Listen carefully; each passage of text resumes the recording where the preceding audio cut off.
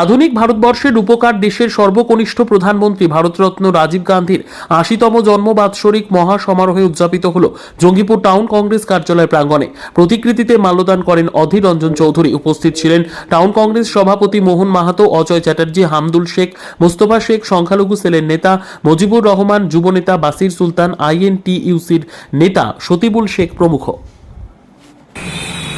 জন্মদিবস পালন করছেন এখানকার নেতৃত্বকে তাকে ধন্যবাদ। দেশ যখন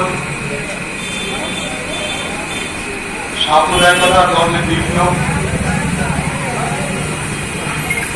দেশে যখন হিংসা অসাম্য বেড়ে চলেছে, সেই সময় করে পড়াশোনা করে চাকরি বহনের যে বিমান, সেই বিমানের তিনি পাইলট পেয়েছেন। কখনো ভাবেন যে রাজনীতি করতে আসবো, কালের নিয়মে ভাগ্যের কারণে তাকে রাজনীতিতে আসে। ভাই সঞ্জয় রাত্রি মারা যায়, তাকে রাজনীতিতে ডেকে নিয়ে আসেন। তখন ইন্দ্র ছিল বলে আমরা পাকিস্তানকে কার্গিল সীমান্ত থেকে হঠাৎ সক্ষম।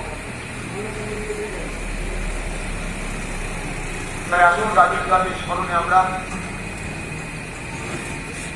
তার দৃষ্টিভঙ্গি, তার ভাবনা, সাম্য, মৈত্রী, দেশের অবদ্ধতা এবং অগ্রগতি, সেই সঙ্গে আধুনিক ভারতবর্ষে তিনি যে স্বপ্ন দেখেছিলেন, সেই স্বপ্নকে তুলে দেওয়ার জন্য আমরা আমাদের জীবন দশায় যা যা করা সম্ভব আমরা করতে থাকবো।